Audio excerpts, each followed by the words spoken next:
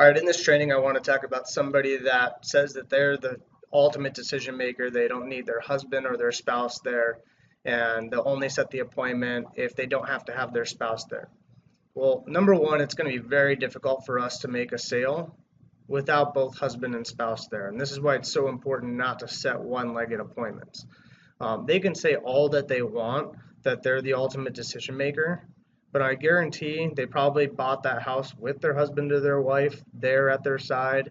They probably make plenty of decisions together. What they're doing is they're going to go on a fact-finding mission, and then they're going to decide if they want to do something or not. When they go to their husband and wife and try to explain it, and even if they did want to move forward, that spouse is going to have questions. So we absolutely do not run one-legged appointments. It just does not work. It's a waste of time for my sales reps.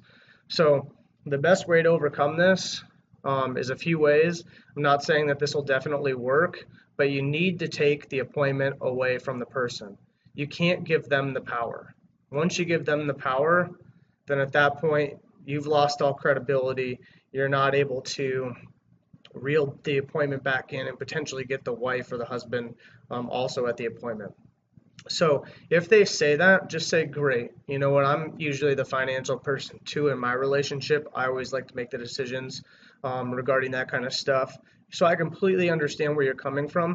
Unfortunately, it's company policy that we have both husband and spouse there for a couple of reasons. Number one is that you guys are probably both on the title, and in order for us to get the rebates, to get the permit for solar and all these other things, both people are going to have to be signed on the contract if you want to move forward, and we don't want to have to keep bouncing back and forth regarding that. So it is company policy. Another reason is because we've actually previously went out to a home. This one spouse signed up. Then when we went out there for install, the other spouse was unaware.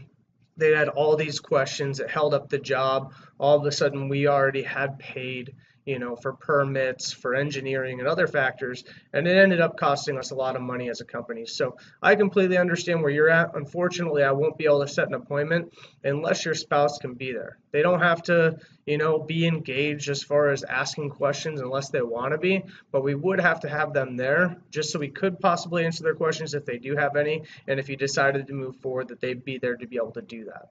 If you don't want to be able to set up an appointment for both of you, then obviously that's your choice, but you would be missing out on the opportunity to save tens of thousands of dollars. So I would just keep telling them, look, we absolutely can't set the appointment unless your husband or wife is there. Never break and say, you know what, let me see what I can do for you. I'll call you back, blah, blah, because then it sounds like, there's the potential that we will run that appointment with just them. And I'm just telling you right now that we will not do one-legged appointment.